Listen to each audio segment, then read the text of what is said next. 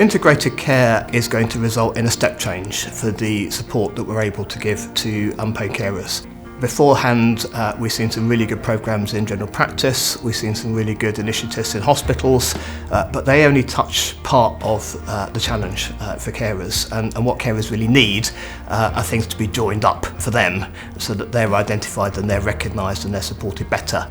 Here in Surrey Heartlands, we are working in partnership with social care, public health, borough and district partners, and increasingly with our voluntary sector partners. I'm a carer support advisor and I work for Action for Carers Surrey, and I'm based at Epsom Hospital.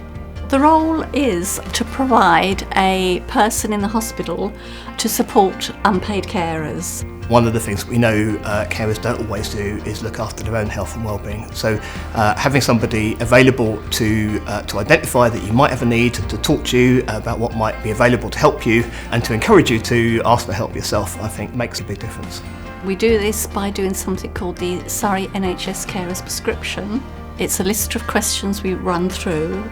We talk about what we can provide. We can do emotional support, training, advocacy, helping with forms. We have support groups on the outside which carers can come to. So it's trying to pick carers up as early as possible so they don't face carer stress or carer breakdown, because if that happens, then you have two people coming to hospital. When we look around the country, we see Surrey right at the forefront of that leading practice. I think what we've seen with the integrated care system is it made it possible to be more systematic, to go further and to go faster in identifying carers, supporting carers. The way that Surrey Heartlands is working with an integrated approach across health and social care is definitely enabling us, I think, to achieve more collectively than we would have been able to do individually. Surrey Heartlands have developed this year a carers key performance indicator.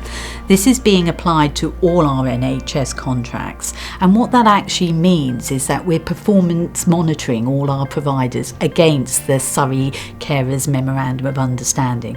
It requires our providers to develop their own carers strategy, policy, guideline, and it also requires them to develop a carers action plan based on the 8 principles of the Carers Memorandum of Understanding. This integrated approach to supporting carers also allows us to reduce unwarranted variations within the system. So it's not just defined in silos of social care, healthcare, borough and district support, and voluntary sector support. And that's actually more representative of what most patients and carers' journeys are like. They don't have a singular experience with a singular provider. Quite often it crosses over.